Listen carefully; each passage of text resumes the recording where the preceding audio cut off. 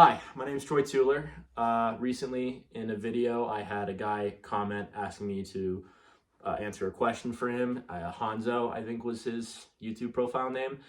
He was talking about how he has a taller arm, and it is often that when he grips up with somebody who has a shorter arm, that he ends up having to drop his hand and back his elbow up in order to match the webbing and not cover his opponent's knuckle. So this is Harrison. He practices with me at Bob Brown's place, and as you can see, he's got long arms. And so he's gonna kind of help me be an example. So let's say we're setting up, and you'll see that Harrison is trying to, maybe get as high as a grip as he can, but obviously with his tall arm, he's getting way over my thumb, and he's got much more of a height advantage. His thumb webbing's higher than mine. So it's likely the ref will have him drop his knuckles, back his elbow back a little bit, back his elbow up, and then he'll get to this point where he feels like his hand and his wrist are even dumped a little bit. And here, let's actually do it left hand. We don't have to worry, switch the pads. But you'll see his wrist is a little bit dumped. And now the person with the shorter arm seems to have more of like a higher knuckle. Their elbow's more at the front. They seem to have the control over the hand. And I can understand how this can be problematic for some people, but there are ways to still fight with your knuckles being dropped like that. So even though your knuckles are not at, more of a straight or high or even, more extended position, where they're facing more upwards, you can still fight with up pressure with a dropped wrist. So for example, let's say we're gripping up and we're at this point where, okay, we're both likely going to top roll now, right? So I'm going to start posting and trying to attempt this, pressure to take his hand.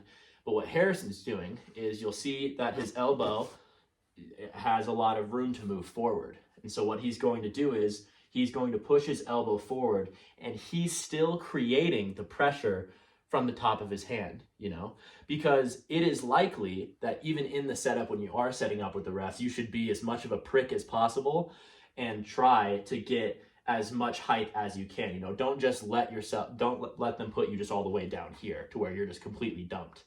But the idea is even if you are dumped to a good degree, when you push your elbow forward and you start rocking up and back, you can still create pressure into your opponent's upper fingers. So let's give you an example. So once again, I start going, Harrison rocks back, and he's still creating the up pressure. And even if you are unable to truly get your wrist completely back to a straight position, you are still if you do it properly, if you create that up pressure and back pressure, even with the dumped wrist, you're still shoving your hand into the top fingers of your opponent, making it harder for them to cup and maintain control, right? So that's a pretty big advantage, right? Is you still have, even though you still have the ability, or you've lost the ability to have your wrist height in your riser, you still have the ability to move your elbow forward and create this up pressure, right? Bob Brown calls this style of top rolling fishing, because it's like as if, you're fishing, it's very similar movement. But yeah, so that's one of the biggest things is even though you have lost your hand height, you still have the ability to create the up pressure. Another important thing to realize is there are times where, maybe you feel like, it's not that, they have the ability to maybe cup in even through the bottom fingers. Like, yes, they're at this height, but they might even come through like this, and really just because they've got so much height on your hand and they're coming over your hand like this rather than going back. Well, you can still create pressure there, because since your wrist is dumped, the bottom part of your hand is wedged into the bottom part of their hand and their pinky and their ring finger. Because the truth is, well, for the most part anyways, when the short arm guy is gripping up with the tall arm guy, it's likely that the short arm guy will have to get his wrist as high, get his wrist to a pretty high position and his elbow near the front of the pad.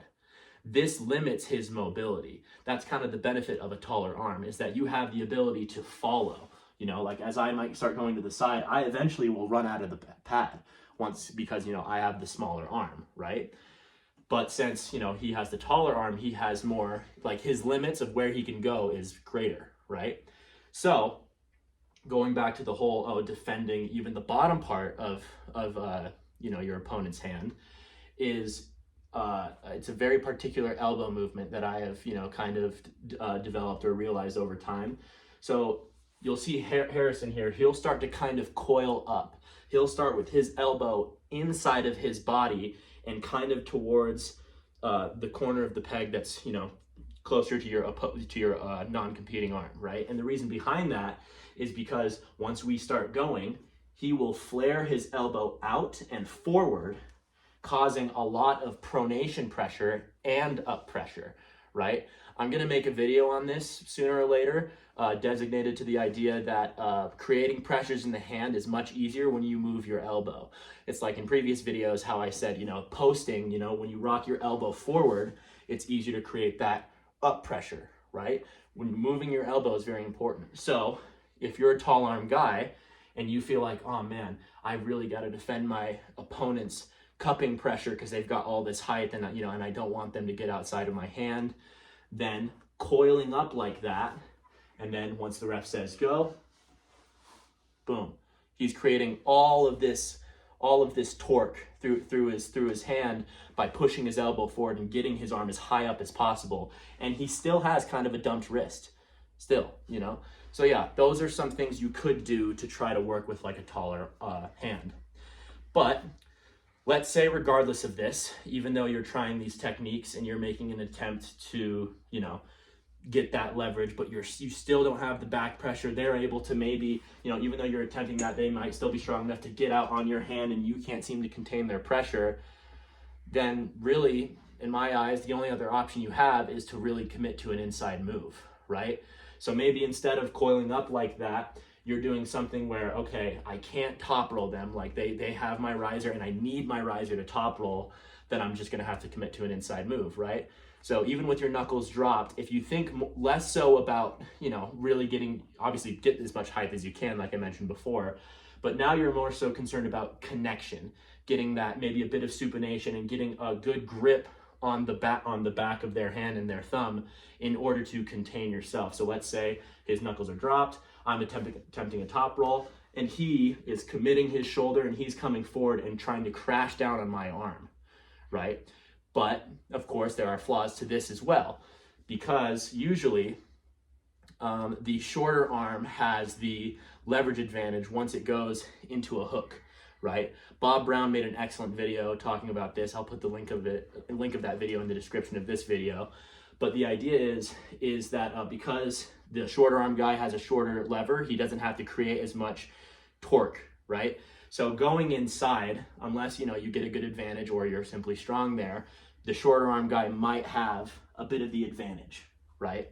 So if you can't top roll him because you don't have the back pressure and the hand to match him, and you can't go inside because there's too much of an advantage to the shorter arm guy, then unfortunately, Hanzo, the only answer I really have for you is to get stronger, which I know kind of sucks, and that sounds like, oh well, that's no help, but that's honestly the truth of it. That's kind of a thing with arm wrestling questions in general, really. Like, honestly, like 90 out of 100 times, you'll be asking a question like, oh, how do I do this? Like, what technique do I have to do to beat this guy? Or how do I get out of this problem? A lot of the times, you just need to get stronger. And that's the truth of it. So yeah, Hanzo, if you feel like you're having a harder time creating pressures and getting around these short arm pullers where they're like this on you and you have to end up like this, and these techniques, these movements, these concepts that I'm teaching you in this video still aren't working, you just need to get stronger, and that's kind of the truth of it. But Harry, being a tall arm wrestler, do you have anything else you'd want to add maybe to any ideas or experiences that you've had that might help you compete with shorter arm people? The only thing I would have to say is to not put yourself in a position where you can only do one thing, kind of leave it open. So what I do, the way my wrist is, if I fully rise up like this, I can't dump it later if I need to. So if you leave it in more of like a neutral position and you immediately want to go for a posting and you feel you can't get that, then a good alternate is to then dump it and pull back. Exactly. Yeah. So just kind of leave yourself open to multiple movements, so you're not like isolating yourself. Exactly. Like how I was saying, like try to get as best of an advantage as you can in the setup, because yeah, if you do something where it's like, okay, I'm going to keep my riser, but I'll just back my elbow way up to make the webbing level, then it's like, okay, yes, you have all this ability to post, but your opponent might have the ability to now get on your bicep, which could be a weakness. Mm-hmm. And of course, vice versa, when you're so committed to this low hand, this lower grip, then they might have the ability to come over your hand. Right? It's kind of a balancing act, and it's also very dependent on who you're pulling. But yeah, that advice is really good. Like always make it so that way you have options. Like I said, there might be scenarios where you know who you're pulling and you know what you need to do. And you might need to get like extreme and like do a certain thing, get weird with it. But for the most part, yeah, I'd say train these movements.